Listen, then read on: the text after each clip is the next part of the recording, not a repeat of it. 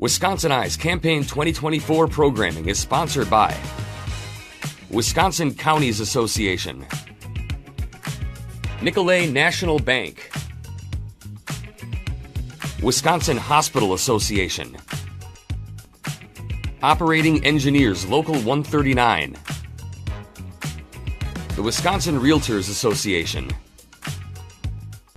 the Wisconsin Laborers District Council, and North Central State's Regional Council of Carpenters. To support programs like this, please consider a tax-deductible donation at wiseye.org/donate or by texting WisCI to 44321.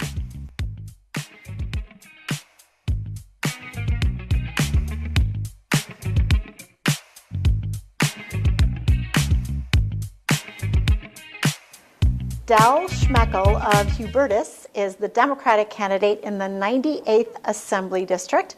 The election is November 5th. Del Schmechel, welcome to WisconsinEye. Thank you for inviting me. What is your campaign's key message? Why are you running for this office? To be very honest with you, I received a phone call and asked if I would, and I couldn't turn them down. So that's why I'm here. It wasn't a goal at 75 to run for office. There isn't a uniform agreement between me and my wife that this is a good idea, but again, I couldn't turn them down. And what's your key message to voters? Well, since I'm not the incumbent, I haven't met most of my people, and I would be representing them, so it really doesn't matter what I personally think is important, it's what they think is important. So that means meeting people and finding out what the problems are and then trying to fix them. So if you're elected, what's a priority piece of legislation, a bill that you would want to introduce? Again, I have to say that I would have to deal with my constituents. What I said before, it's important what they feel is important, and that could be almost anything. I did some research on the process and the bills that are proposed and the voting, and it seems like quite a bit is done with no end result. Somebody proposes a bill, they talk about it, vote on it, and at the end of the day, nothing happens. So I guess I'd have to see where it goes. So if you are elected, you'll be entering the legislature during a biennial budget year, and the state is projected to have more than a $3 billion surplus. What would be two top priorities for you for use of that surplus funding? Well, it depends on if we elect enough Democrats so we have a say in what happens, because if we don't, no matter what I do, it isn't going to matter. So I understand that. There's a lot of ways to spend that money to help people, whether it's subsidies to pay for schooling or to, I guess that's it, schooling. Education is a priority? Oh, yes, definitely. So Public education. Public education. What Yes. about tax cuts or tax reform? Is that part of your platform or something you support? Well, somebody who had a household and had to have a budget for my house, I find that it's always nice to have a little nest egg there to get it down to zero and figure, well, I'm great, and then you get a flat tire and say, oh my God, I can't afford to buy a tire. I would rather have some money in the bank to smooth out the rough spots. So I think that there is a limit to how much the state government should keep in the coffers, but you need enough money there to take care of the unexpected. And exactly how much that should be is something to be determined. Again, I'm not in office, so I would have to learn that part. You mentioned K-12 public education Definitely. as a priority for you. Definitely. What specifically do you think needs to change in K-12 public education? Well, I think the teachers have to get paid what they're worth. I also think we have to respect the trade. It wasn't so many years ago that the term teacher was not a respected term. And I work with a lot of teachers, as a volunteer, and they do quite a job for us, and they have to welcome anybody who knocks on the door. So a public school needs the funding, pay for the teachers, pay for supplies, pay for facilities. You support increased funding for K-12 Oh, education. what's needed? What's needed? What about higher education? What about the state's system of four-year colleges, two-year colleges, technical colleges? What does the future of that system look like to you, and what should the legislature focus on? Well, a better educated society means better paying jobs, more taxes brought in, so it pays benefits to educate our public. So that takes money. Nothing is free. So putting the money that is required into all education, keeping in mind that you can't just waste money, but where there is a need, like high-speed internet or proper HVAC in the building and that type of thing, you just got to pay what it costs. What do you see as the state's largest workforce development challenge, and how would you propose to address it? As a union electrician, it takes 4 to 5 years from beginning to when you have a quality electrician on the street. You have to project forward, so you can't wait till, gee, we've got a housing shortage, we need people today, because you had to start that 5 years ago. And when you need people, leading into one of the other questions I know you might ask, as an electrician, I'll put it, when a big job comes along, like when they built the stadium, there just aren't enough qualified people in Milwaukee to man that job. So if you would say that, well, we can only hire people from this area, you wouldn't be able to man the job. So it normally brings in people from other states, and without them, you wouldn't be able to build these projects.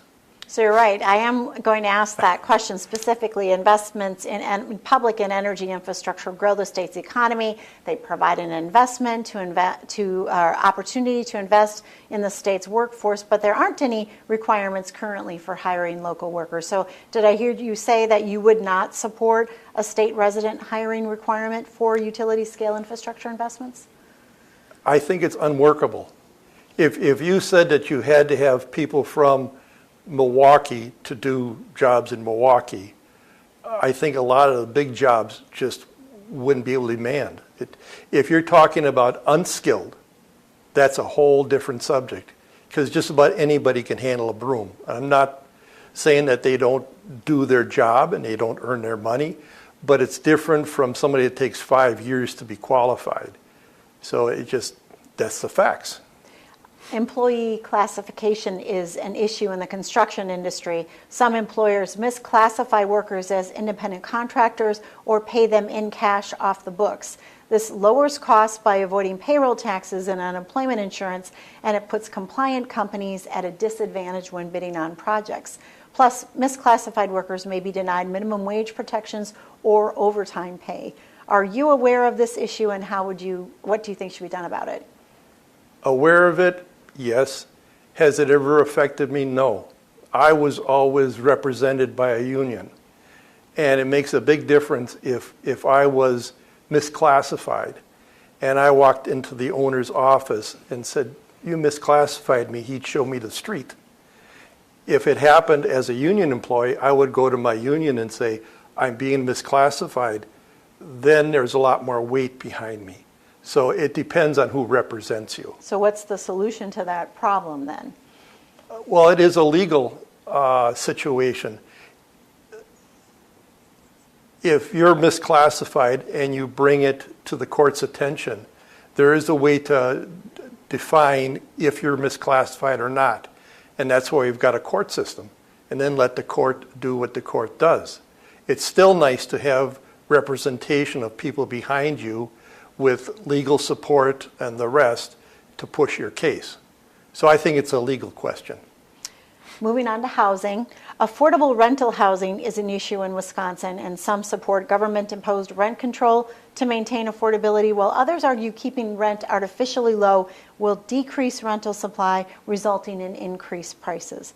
What is your sense of housing as an issue, and which best addresses rental housing affordability? Is it rent control, or building more rentals, or some other solution?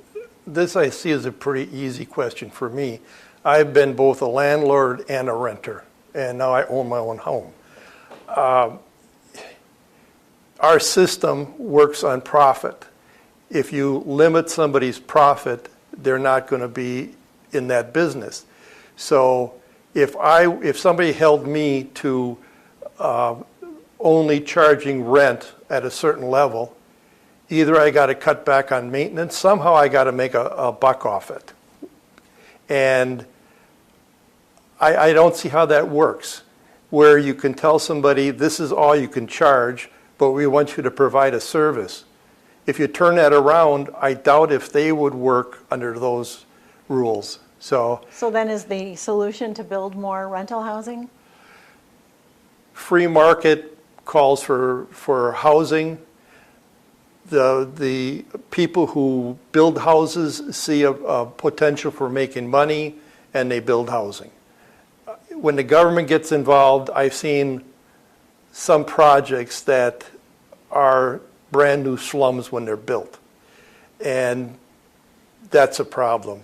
When I had income property, everything worked out nice. I didn't charge too much. I maintained the building. It was a great relationship, and I'm still friends with people that rented from me 40 years ago. So is there a role for the state in the housing crisis and shortage? I'm sure there are ways that the state can help with financial matters to get you started. And so that's where you would focus? Yes, I think so. Healthcare. Medical systems are facing numerous headwinds in the form of inflation, workforce development, and issues around Medicare and Medicaid reimbursement, resulting in fewer services and even the closure of a hospital system in western Wisconsin. What would you do to preserve access to care and prevent future closures? Well, part of my history is running with an ambulance for 10 years. So I'm quite aware of what is done on that aspect. And the last thing you would want when you pick up somebody is to drive to the hospital and see there's no emergency room. So that's another funding. If there's Medicaid and Medicare expansion, which could be done with the $3+ billion we were talking about before, that can aid hospitals to keep their operating rooms open or their emergency departments open. Again, I don't know of anybody that builds a hospital that doesn't expect to make a profit. So there's got to be a profit in there. You got to accept that. Do you support increasing the Medicaid rate reimbursement to hospitals? Yes. What about mental health care? It's also a growing concern for Wisconsinites, for state and county budgets. What are you hearing about mental health care, and what are some solutions? Well, there was a solution tried 20 plus years ago when they just emptied out a lot of the hospitals and eliminated what you would think was the population of people that had some problems. I don't think that worked very well. We have people now from veterans that are living on the street with severe mental issues. It's healthcare. It's part of the big program. It's no different from fixing a broken leg or eye surgery. Mental health is part of the health system. So is there some role for the state there, ways they should invest to improve mental health care? Well, like all with the Medicare and Medicaid, if we get invested in public health, that's part of public health. How should Wisconsin move forward on the issue of abortion? That definitely is between the doctor and the woman. End of statement. Should there be any number of weeks as a limit for abortion? Again, that is between the doctor and the patient. The doctor knows. The doctor knows what health concerns to take into account. Somebody sitting anywhere in Madison or in Washington, not in the room, doesn't know the person, I don't think should be making that call. If there was any other health issue and you told the doctor, well, wait, we're going to see if Senator so-and-so thinks this person should get a heart valve or whatever, it would be ridiculous. So on a topic that means life or death to many people, it's between the doctor and the woman.